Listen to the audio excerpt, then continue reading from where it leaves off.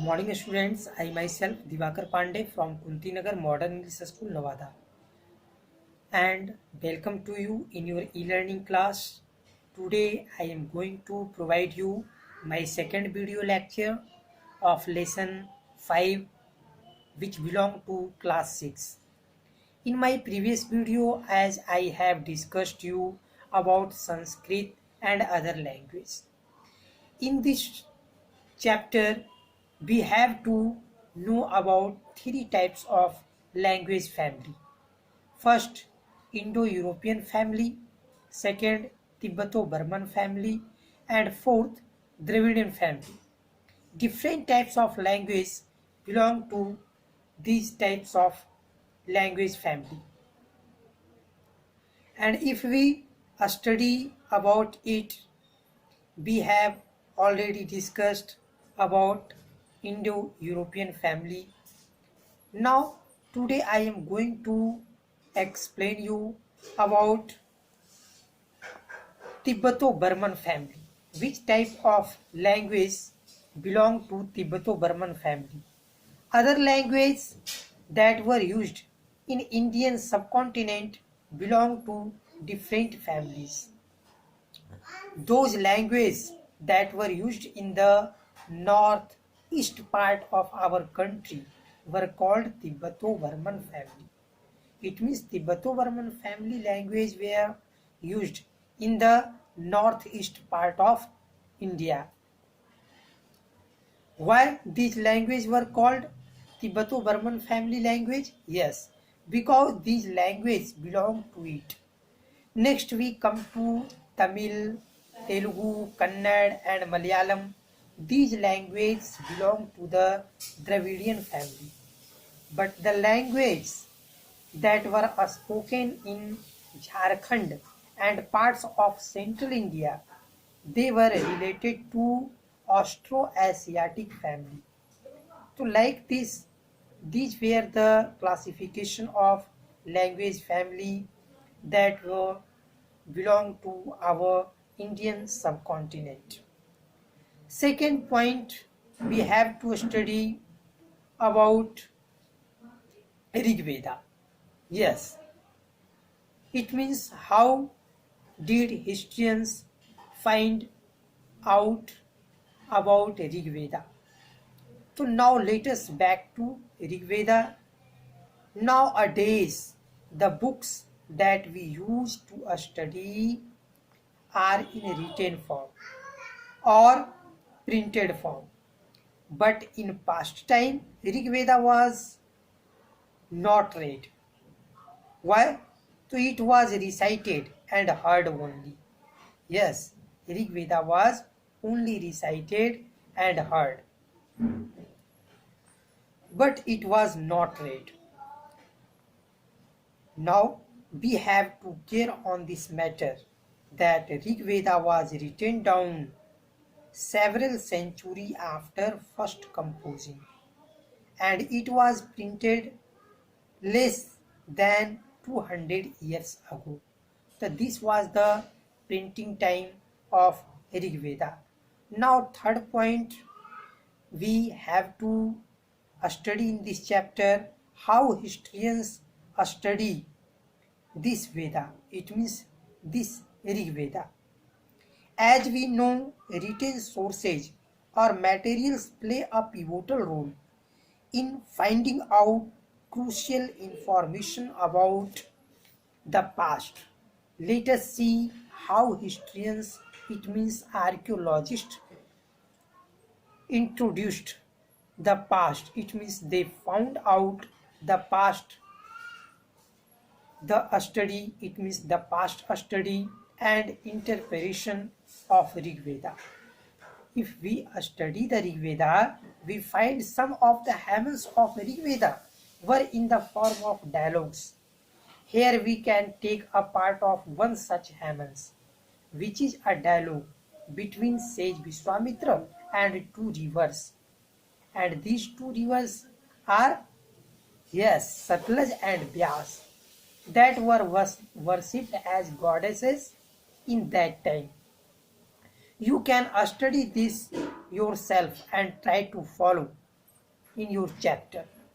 According to historians, this haven was composed in the area where these rivers flow. The comparison of rivers with cows and horses indicates that the sages lived in a society where cows and horses were important animals.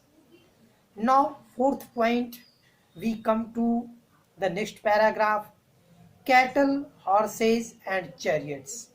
What were cattle, horses, and chariots? We have to study about it. Yes. So now we come to a study about these. From the Rig Veda, we come to know that cattle and horses were very important to the people of the Vedic age, who are generally referred as the Aryans.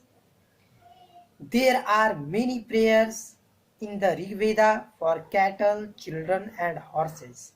Battles were fought to capture cattle, in which horses were yoked and chariots were used.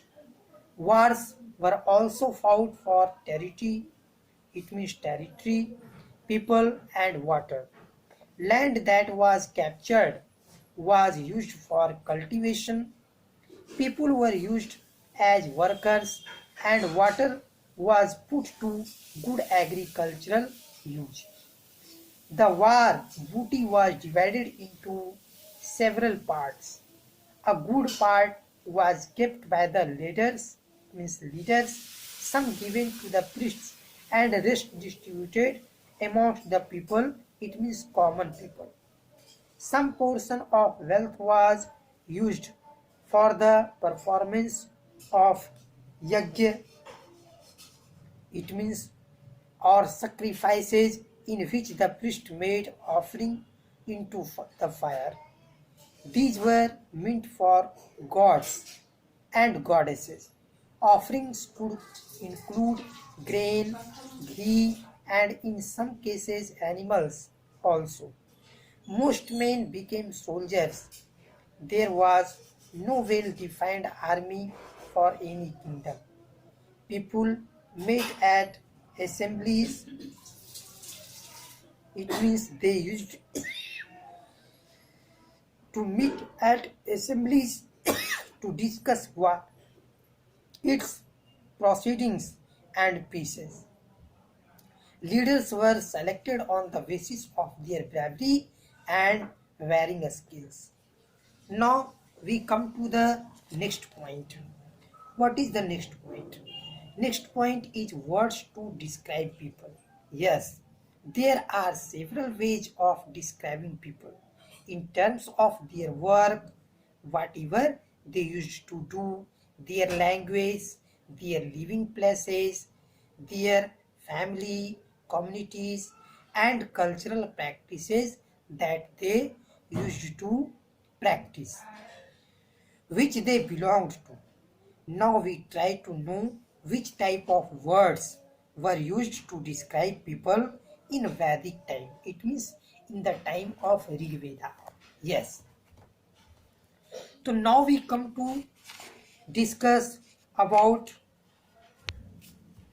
there are two groups who are described in terms of their work. The priests, sometimes called Brahmins. It means Brahmins used to be priests who performed various rituals, and the Rajas. These were the two important groups.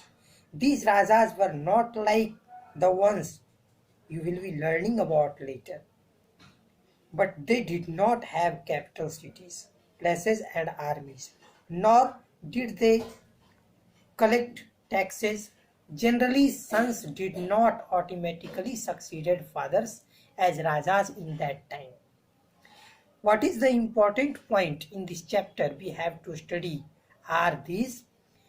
Two words were used to describe the people or the community as a whole. One was the word such as Jana, which was still used in Hindi and other language. Jana, it means common people. And the other was Vish. The word Vaisya comes from the very word wish. You can learn more about this in chapter 6. Several Vish or Jana are mentioned by name. We can find references to the Puru Jana or Vish, the Bharat Jana or Vish, and the Yadu Jana or Vish.